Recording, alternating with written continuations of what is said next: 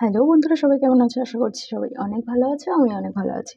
তো চলো এই ধরনের টেক্সট কিভাবে তৈরি করতে হয় ফটোশপে, তো আমরা আজকে সেটাই দেখব। তো চলো শুরু করা যাক।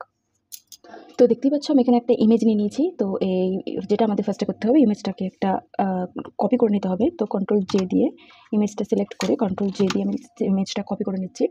এবার এই ইমেজটাকে আমি সিলেক্ট অপশনে যাব, গিয়ে সাবজেক্ট সিলেক্ট হয়ে গেল ক্যারেক্টারটা।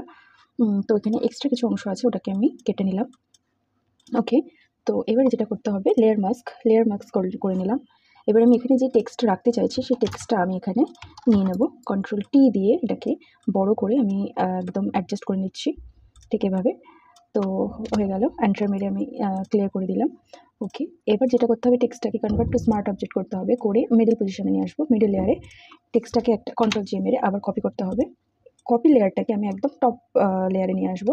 এনে এখানে যে ফিল কালারটা আছে, ফিল কালারটা আমি একদম অফ করে দেবো। করে এখানে স্ট্রোকে যাব, স্ট্রোকে গিয়ে স্ট্রোক অপশন চুজ করে নেব।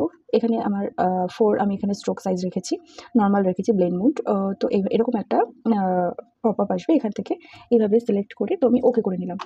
ওকে করার পর এখানে এরকম একটা আউটপুট আসছে। তো দেখতেই পাচ্ছ কীভাবে করছি।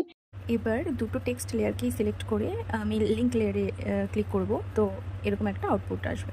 তো সহজেই এরকম ধরনের আমরা টেক্সট এডিট করতেই পারি অ্যাডোবে ফটোশপে। তো এরকম ধরনের আরও ট্রিক শিখতে হলে চ্যানেলটাকে ফলো করে রাখো। Thanks for watching.